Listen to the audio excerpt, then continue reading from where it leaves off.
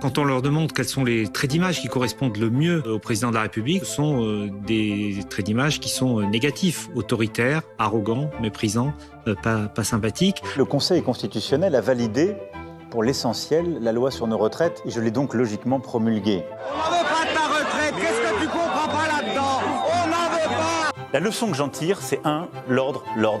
Je ne vis pas de regrets, moi. Je vis de volonté. Je veux qu'on ait, dès la 6e de cette année, qu'on commence à avoir des élèves qui plantent des arbres. T'as planté quoi, toi, là? Ah non, t'as mis le chêne. T'es planté, viens.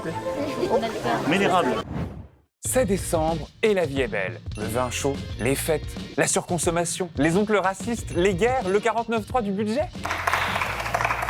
Aussi, sur le fondement de l'article 49, alinéa 3 de la Constitution, j'engage la responsabilité de mon gouvernement sur l'ensemble du projet de loi de financement de la sécurité sociale pour 2024. Je vous remercie. Nous sommes désormais à plus de 20 49.3 utilisés par ce gouvernement pour faire adopter ces mesures.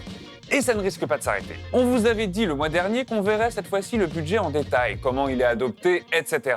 Mais, puisque vous n'avez quasiment pas regardé la vidéo sur Bercy, on s'est dit qu'il valait mieux la faire courte, vu que ça n'intéressait pas tant que ça.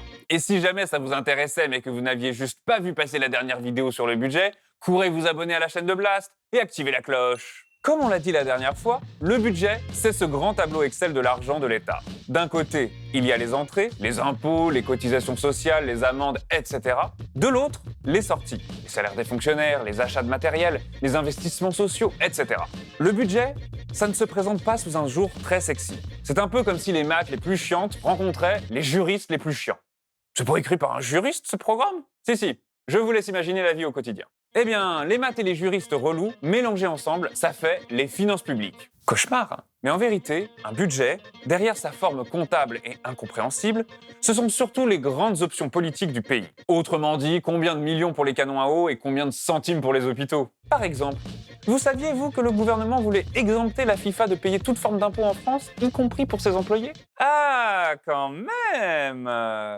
Alors, tous les groupes d'opposition au Sénat ont fait barrage à la mesure, et pourtant, il y a fort à parier qu'à la fin, la FIFA obtienne ce qu'elle veut. Comme on le sait déjà, le budget sera adopté par 49.3 et le gouvernement pourra y mettre ce qu'il veut sans que personne ne puisse y faire grand-chose. Car il n'y a même pas 289 députés dans ce pays pour arrêter la Macronie. Tant que Macron disposera d'une majorité relative, le budget continuera d'être adopté chaque année par 49.3, sauf si une motion de censure venait renverser le gouvernement. Pour rappel, ce n'est arrivé qu'une seule fois, et la seconde d'après, l'Assemblée était dissoute.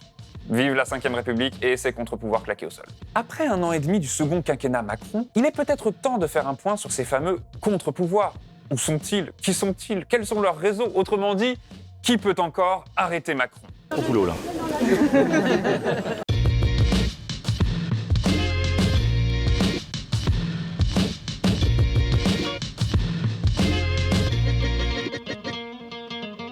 Arrêter Macron, on pourrait se dire assez spontanément que c'est le rôle du Parlement.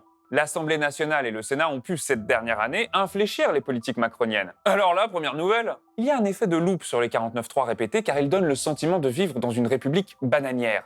Mais le gouvernement utilise le 49.3 surtout pour des textes financiers. Le budget n'est pas la seule activité législative de l'année. Il y a plein d'autres trucs. Et là, le gouvernement est obligé de composer avec les forces politiques en présence pour faire adopter ses projets. Force politique en présence, c'est un bien grand mot pour parler des républicains. Oui, on va pas se mentir, le gouvernement s'allie essentiellement avec la droite. Surprise! Tant que la droite est contente de ce que fait Macron, la Macronie peut continuer comme bon lui chante. Et cette semaine, on peut dire que la droite n'a pas été très contente de la Macronie. Alors d'abord, ils ont fait ouin-ouin. Nous avons vu dans cet hémicycle se constituer une majorité pour défaire, détricoter savamment, tranquillement, le texte immigration voté par le Sénat. Cette majorité, un étrange attelage de la NUPES et de la majorité Renaissance, face à un gouvernement obstinément défavorable, pour reprendre les mots de monsieur le garde des Sceaux, résolument, obstinément défavorable, ce sont vos mots, monsieur Dupond-Moretti. Je retire malheureusement ce texte. Moi, je voulais vous dire, monsieur Marleix, que c'est bien dommage. D'abord parce que nous avons montré notre ouverture. Aucune obstruction de notre part. Nous avons voté l'article. Non. Je veux simplement dire, monsieur Marleix, vous qui voulez absolument travailler avec la commission des lois du Sénat, je regrette qu'elle ne vous ait même pas suivi hier sur ce texte constitutionnel, ce qui montre bien qu'il n'était sans doute pas tout à fait abouti. Darmanin a été si méprisant que les LR ont voté avec le reste des oppositions pour ne pas examiner le projet de loi immigration du gouvernement. Voici le résultat du scrutin. Votant 548, exprimé 535, majorité 268, pour 270, contre 265. L'Assemblée nationale a adopté. C'est un camouflet, la première fois qu'une motion de rejet préalable est adoptée sous la Ve République.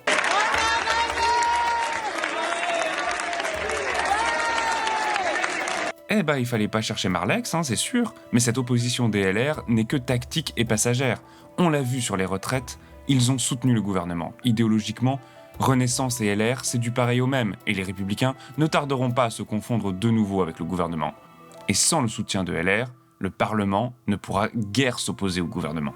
On a vu le manque de volonté d'opposition politique du Parlement avec le scandale tout récent de la Cour de justice de la République. Cet organe dérogatoire du droit commun crée une procédure et une justice spéciale pour les politiques. Normalement, quand vous êtes soupçonné d'avoir commis une infraction, vous passez devant un juge classique. Mais si vous avez commis ce délit ou ce crime en votre capacité de ministre, vous êtes jugé par 6 députés, 6 sénateurs et 3 juges ordinaires. Bref, les ministres sont jugés par leurs petits copains. 8 ministres et 3 secrétaires d'État ont déjà été jugés par l'institution. L'affaire la plus emblématique, celle du sang contaminé, 1999, Laurent Fabius, Premier ministre à l'époque des faits, est relaxé.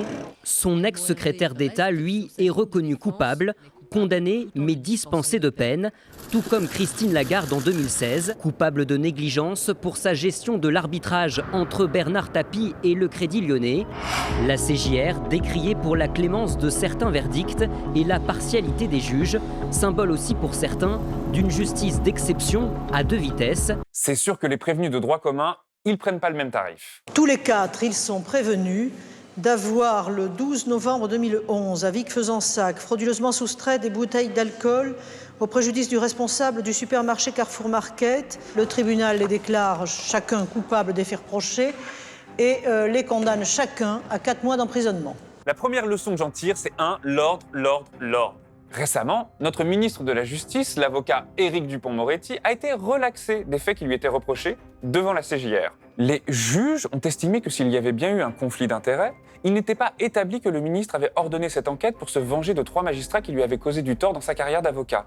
Donc, relax. Ainsi, cette juridiction censée garantir la séparation des pouvoirs et éviter que les juges ne s'immiscent de trop dans la politique, finit par servir de machine à blanchir les ministres. Ceux-ci ne sont quasiment plus responsables pénalement de leurs actions. Ils entrent accusés et ressortent innocentés ou simplement admonestés, quelle que soit la réalité des faits qui leur sont reprochés. Alors Madame la Première ministre, allez-vous proposer un projet constitutionnel supprimant la Cour de justice de la République et comprenant la formation de jugement avec un jury populaire, car qui de mieux que le peuple pour juger celles et ceux qu'il représente, l'alignement des règles de nomination du parquet sur celles du siège ou encore le rattachement de la police judiciaire à la magistrature?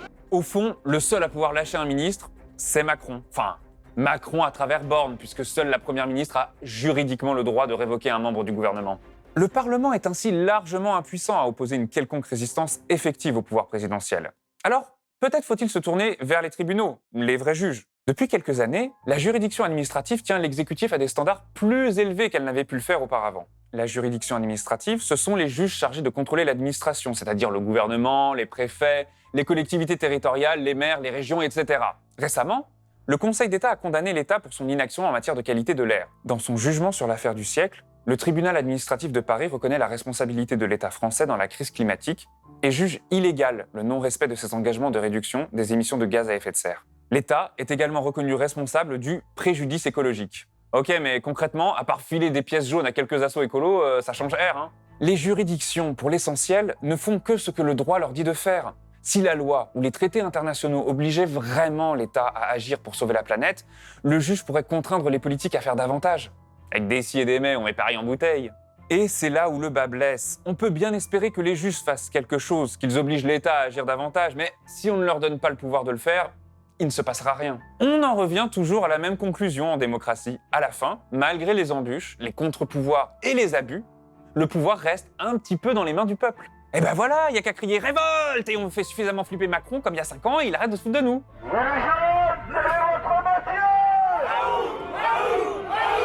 La révolte populaire a bien entendu un attrait euphorisant. Le roman national nous donne même parfois l'impression qu'en une révolte, on pourrait mettre à bas les privilèges et rétablir un monde juste et équilibré. Mais le problème de la révolte, c'est qu'elle s'essouffle. Elle se lie à une cause passagère, comme le pouvoir d'achat, une taxe, une loi, une réforme sociale. C'est évidemment important de rappeler à ceux qui nous dirigent que le peuple existe toujours quand il n'est pas satisfait des options que ses gouvernants prennent pour lui. Mais ça ne suffit pas. Se révolter ponctuellement contre la réforme des retraites, sur les cadeaux fiscaux faits aux riches, sur les violences policières, ça ne suffit plus. Notre pays et notre monde sont à la croisée des chemins. Entre le techno-capitalisme et la justice sociale et climatique, il est temps de décider. La révolte contre les figures du capitalisme et de l'abus politique ne suffit plus, car elle empêche de voir qu'un des éléments du problème, c'est nous, notre rapport au monde, notre façon d'appréhender la consommation, la nourriture, les loisirs, la culture.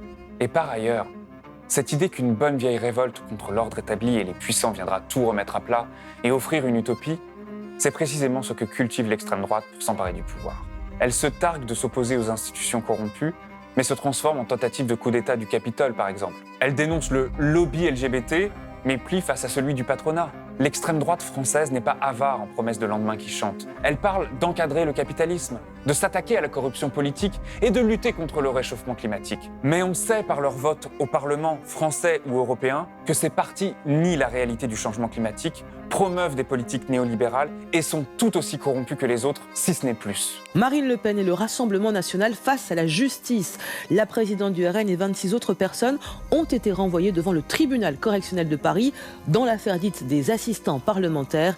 Ils seront jugés pour détournement de fonds publics. Ils sont accusés d'avoir détourné des fonds de l'Union européenne pour rémunérer des assistants d'eurodéputés qui travaillaient en réalité pour leur parti. Il y a zéro doute, une révolte accaparée par l'extrême droite se ferait chienne de garde du système capitaliste écocidaire.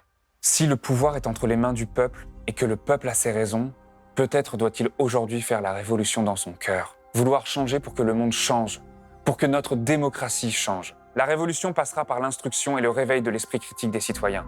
C'est ce que nous essayons de vous proposer dans ce programme depuis 2 ans. Décrypter les enjeux électoraux, comprendre le pouvoir de telle ou telle institution, mesurer la place de concepts comme les droits de l'homme dans l'action publique. En 2024, nous continuerons ce travail en traitant des élections européennes à venir, ainsi que des petites pépites que nous prépare notre bien-aimé président. D'ici là, on vous souhaite de bonnes fêtes. Matt, cessez de bouger, vous allez m'endommager les boules! Allez, je vous laisse avec une citation inspirante de celui qui fut toujours dans le camp des opprimés, qui tant de fois leur donna une voix au Parlement et dans l'histoire. Révolution est précisément l'inverse de révolte. Une révolution est un retour du factice au réel. Elle est parce qu'il faut qu'elle soit. Victor Hugo, Les Misérables, partie 4, livre 1, chapitre 4. Au boulot, là.